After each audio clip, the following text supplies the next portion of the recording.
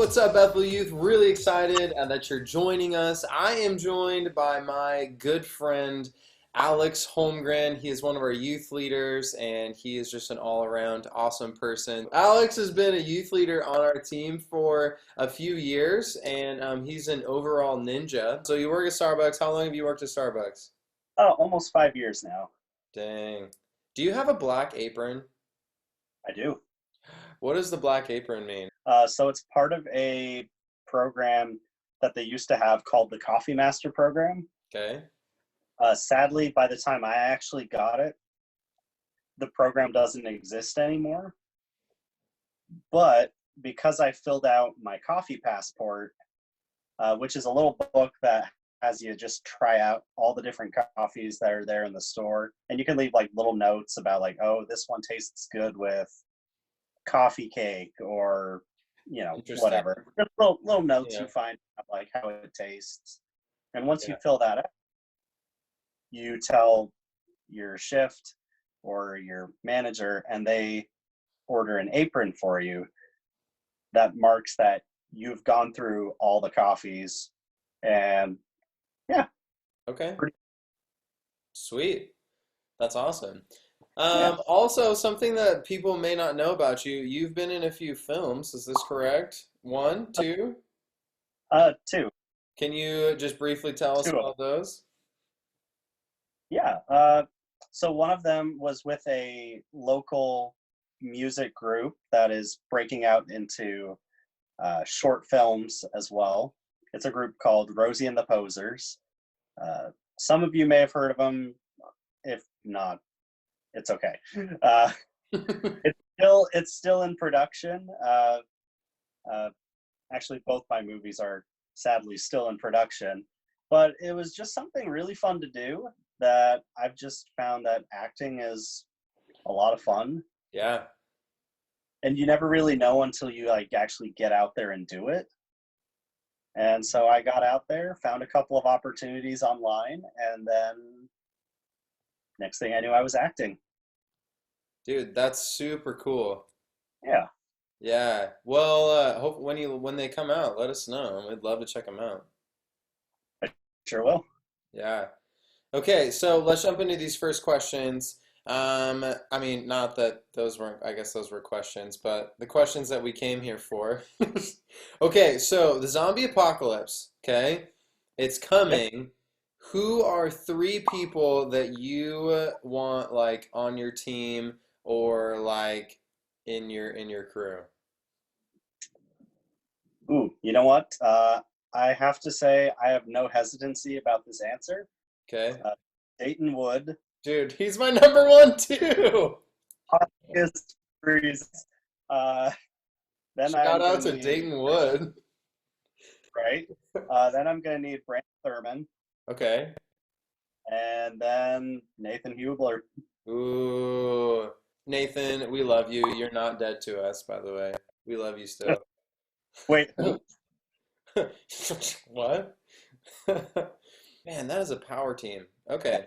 That, we could really just kind of go out into the middle of nowhere where there's relatively no zombies Yeah. and wait it out. Okay. Well, if the zombie apocalypse does ever come, maybe I can buy my way onto your team and just be a freeloader.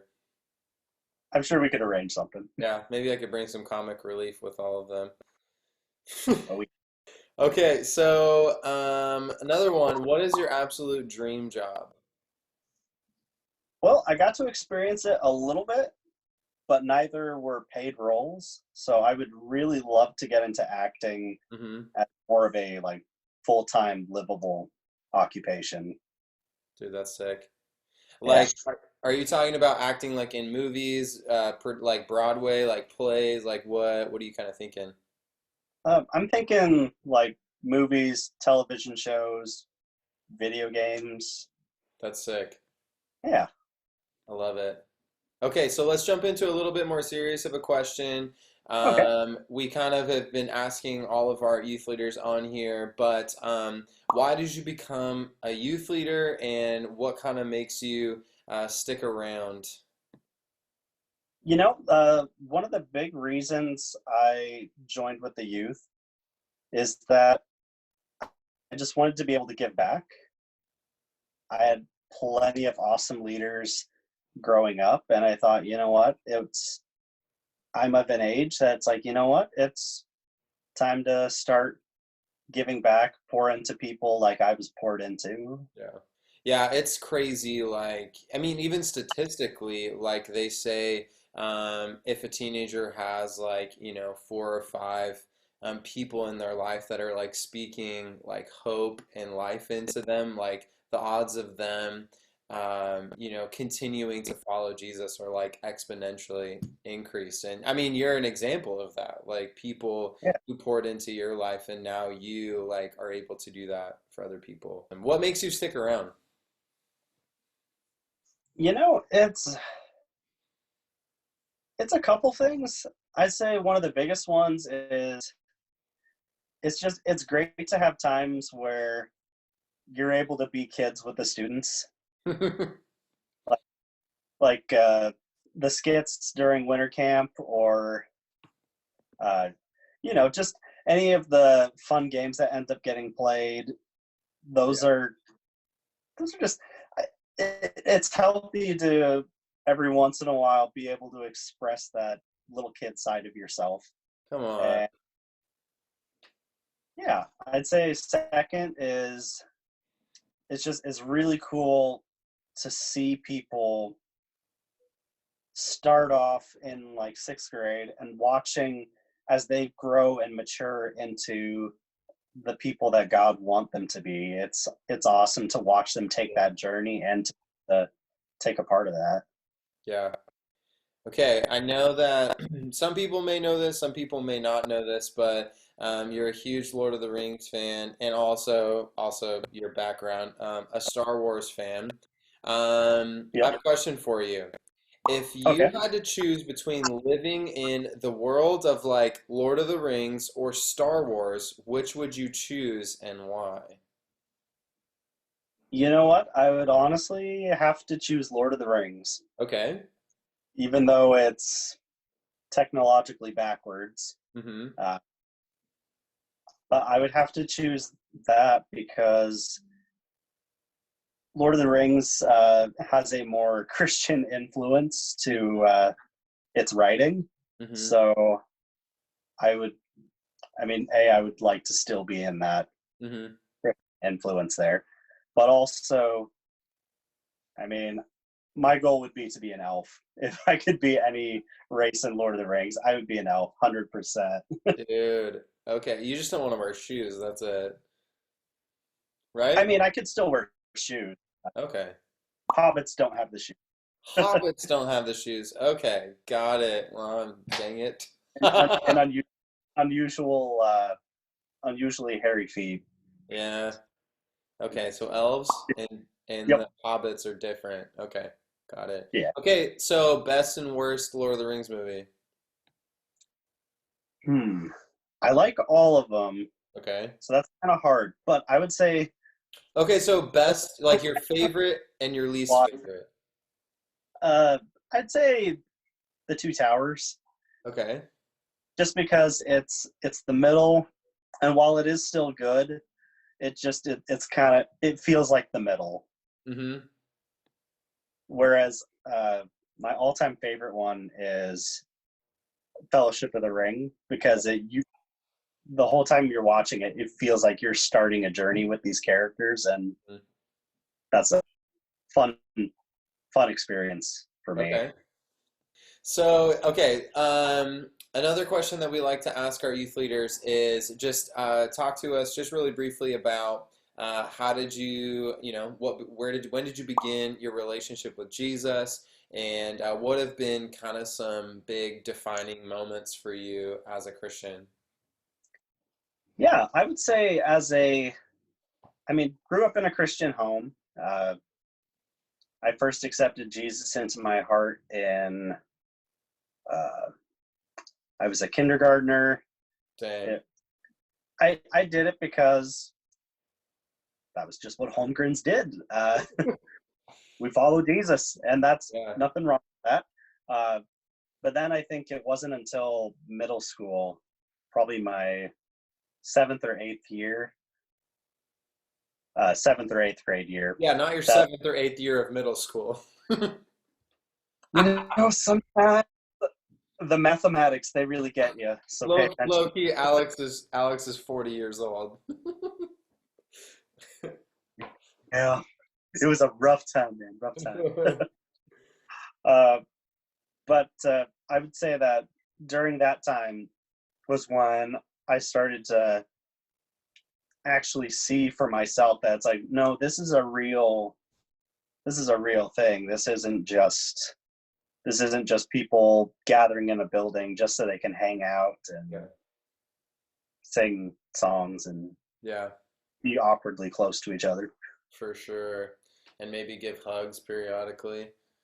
Right? Yeah, what have been kind of some of the defining moments for you? Or I guess Um, a defining moment. I know you said middle school was. yeah, Anything else? I did something called Fusion Live in 2006. Shout out And Tyrone and Amy Renta. oh, yeah.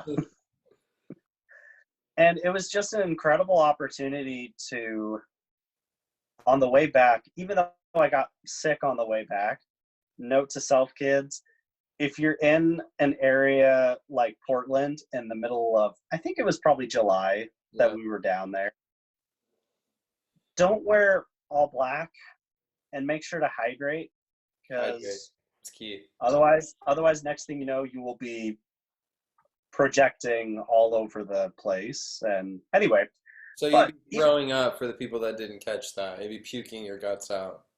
Yeah. yes, uh, but before that point, it was just a really cool opportunity just to love on and serve the homeless population of Portland, Yeah.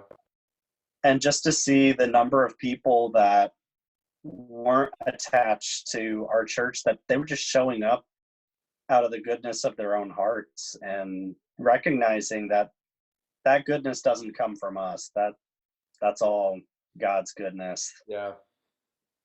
that any help is happening there. It's good. Yeah. Those were some I think I was probably on some of those that you were on too, and man, those were I some seem to pretty recall a unique leg waxing technique that you guys did. what? I don't remember this. Tell me. You and Dayton and duct tape. Okay. It happens. It happens. No, those are some life-changing times, you know. You can shave your legs or with duct tape and also be transformed by Jesus and serve people. Amen. It's a Amen. well-rounded experience. Okay, so if you could write a book and it was guaranteed to be a bestseller, like what kind of book would you write? Like what would it be about? What kind of genre would it be? You know, I'd probably do like a. It's called high fantasy, Okay. and that's when you have stories like, say, Lord of the Rings, or stories that just have a lot of background world building, Okay. whether or not in the book or it's in like a side book Mm-hmm. to help explain everything. Okay. I'd love to write like that. Have you ever thought about writing a book? Maybe. I'm actually in process of writing a book right now. What? Yeah, Dude, uh, what's in with all what? this down, it's kind of, why not? When I'm not at work, I don't have too much else to do, so might as Right? well do something, Dude, I heard something productive. Courtney was starting to write a book now too in quarantine. Actually, you never said what your book was about. Sorry, I cut you off. Oh, yeah, no, you're good. So what my book is about, it's fictional land. I haven't decided what the whole land is called yet, so some names are still in development. But it's about how uh, there's this empire made up of elves. There is still humans and other races in it, but so these elves are kind of the chief power at the time, Okay. but they're experiencing an issue of some of their kind aren't following the will of their creator. And because of that, they are unable to maintain their immortality through pure means. So that's where you get the vampires, is they start that because in order to keep their, in this case, it's going to turn into like a false immortality because they have to, well, do what vampires do. Yeah. Yeah. Dude. And there's going to be a conflict sparked by a big old evil clash. Yeah. As there should be. Dude. Yes. Sweet. All right, so last question that we Yeah. ask everyone is if there was one thing that you could tell every teenager, what would it be? And then what would you tell your teenage self?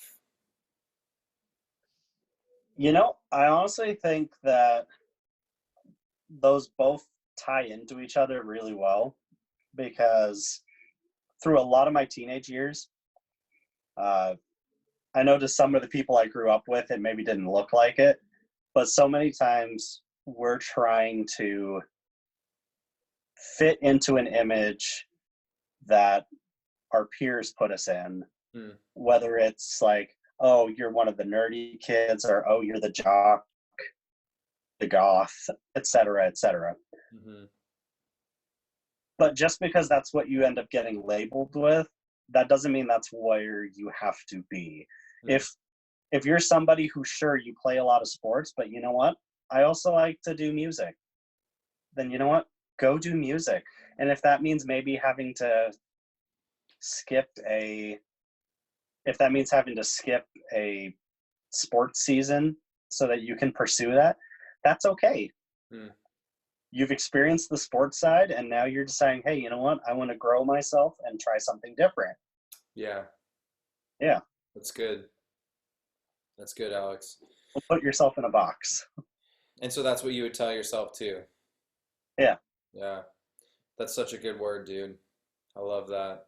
And I love how you're an example of that too. And I can just see that in your own life and how, you lead, because you're mainly a middle school boys small group leader too. And so, you Yeah. know, instilling that truth into teenagers is like insane. I don't know. I think we all like just struggle with that, like in some way or another, and just trying to like live for the approval of like the people around us. Because for some reason we think that if we can be approved by like person X, Y, or Z, it's like, oh my gosh, this is the mecca of life. And then we like graduate high school and we're like, why did I like spend so much time and energy thinking about those things? Yeah. Yeah. Like you find looking back and being like, wow, the big group of people that I was necessarily wanting to get in with and be popular with, Hmm. it was like, oh, well, now they're off doing their own thing too. So Yeah. what was I trying to prove to myself and everybody else? Yeah. That's so good. Dude, there's a reason that God created us uniquely. Amen. And just to walk in that. I love it.